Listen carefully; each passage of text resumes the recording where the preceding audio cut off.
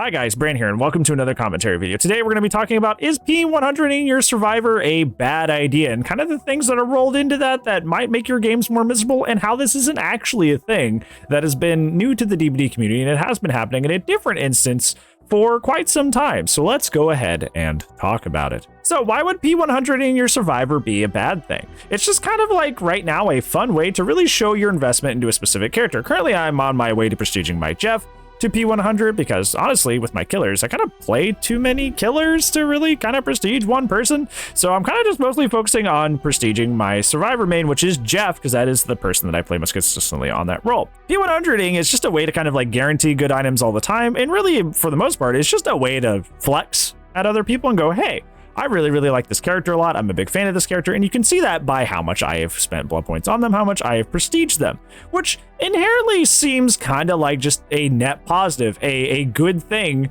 that is just there for funsies and has no real incredible drawbacks. However, in practice, there has been some issues. My Jeff right now is only like in the teens. I haven't prestiged him that high because I just recently got done prestiging all my survivors as well, so I have both all my killers and all my survivors prestiged at the same time. So I just now got started, but I have a lot of friends who have prestige characters in the 50s, 60s, 70s, getting towards the hundreds. Friends who are trying to get up there, and their games, while they bring their prestige characters, have been absolutely miserable. And why would you ask is that? Is because the killers, for some reason, when they see a high prestige survivor in their lobby, seem to hard focus this person.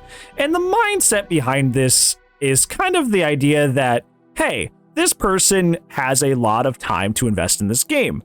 Therefore, this person has invested a lot of time, therefore making them a very good player at the game. Ergo, if they have enough time to waste, essentially pouring blood points upon blood points and upon blood points into this character, clearly they have to be good to some extent in this game. So killers kind of tend to see people like that as a threat, and will try to, ergo, remove them from the game as quickly as possible in order to guarantee their victory.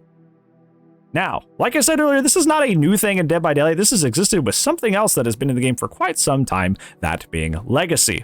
Legacy is a very special cosmetic that you only got if you prestiged your character way back in the day, back when the game was first out. Now, prestiging used to be absolutely horrid, probably 100 times worse than it is now because of, you know, the blood point grind being absolutely abysmal when the game first released. It was 100 times worse than it is now.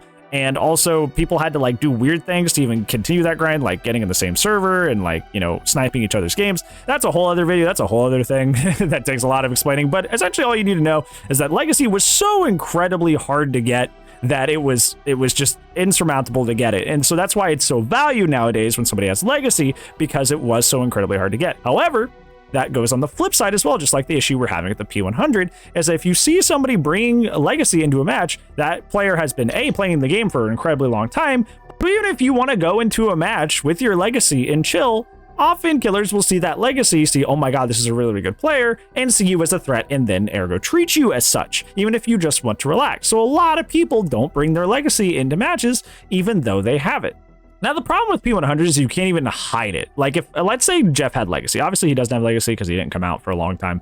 But let's say Jeff had Legacy. I could theoretically just like not use the cosmetic and still play my favorite character, not have any issues, not be targeted by the killer. However, no matter what cosmetic I use, you're going to be seeing that P100 once I load into lobby with my favorite character. You're not going to be able to avoid that.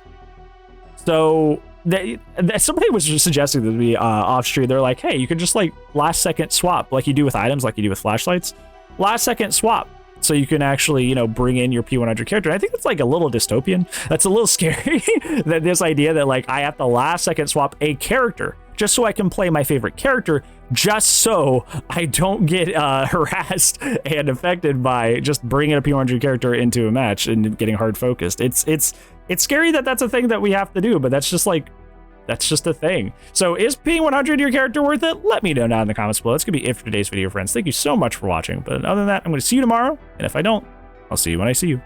Bye-bye.